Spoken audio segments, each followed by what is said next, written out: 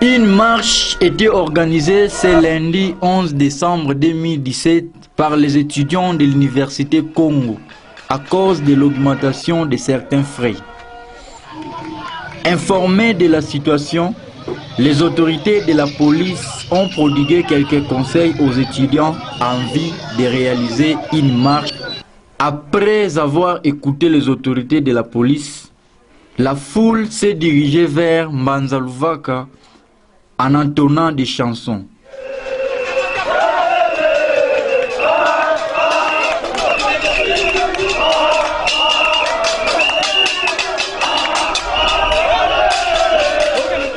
Arrivé à Luvaka avec comme objectif disperser les étudiants qui avaient cours et certains étaient à l'extérieur pour qu'il n'y ait plus cours jusqu'à ce que la solution soit trouvée à leurs problèmes.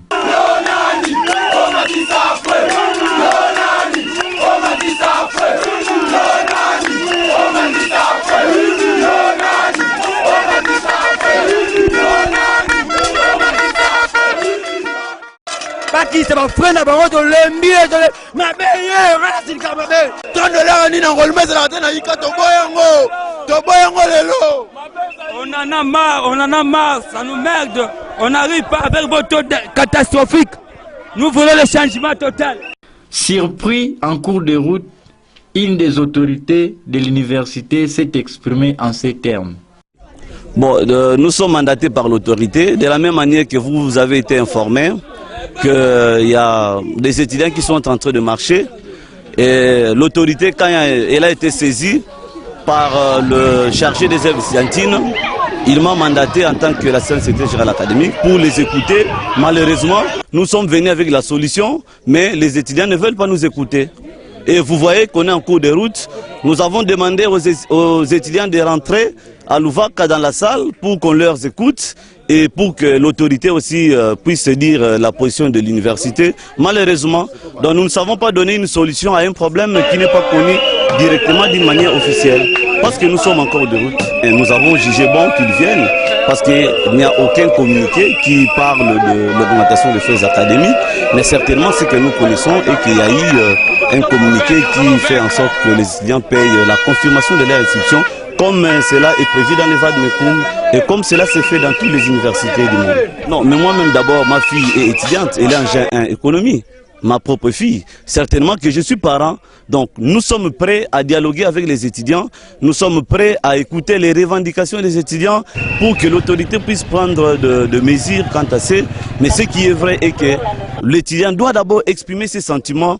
Il faudra que l'étudiant soit écouté par l'autorité et que l'autorité puisse répliquer. Mais tant que les étudiants ne veulent pas être écoutés par l'autorité, c'est difficile aussi de trouver une solution. Mais ce que nous demandons, que les étudiants soient calmes parce que l'autorité est disponible à les écouter. Ils peuvent constituer une délégation et cette délégation va rencontrer l'autorité.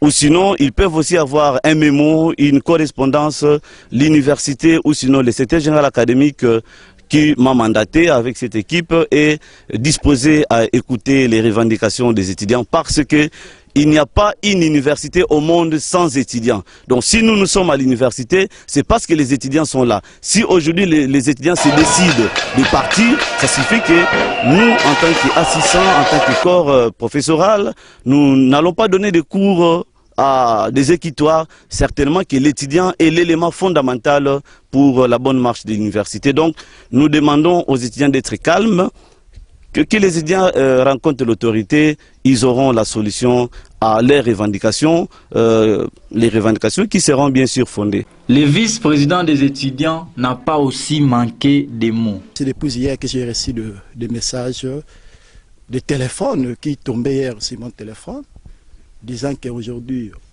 entre guillemets, il y a un groupe d'individus qui devait organiser une marche. C'est quelque chose que moi j'ai ignoré personnellement parce que ce n'est pas le bureau qui a organisé la marche. Et au bon matin, je me suis réveillé, encore des téléphones.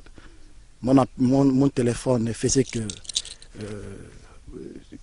recevoir des messages, des appels.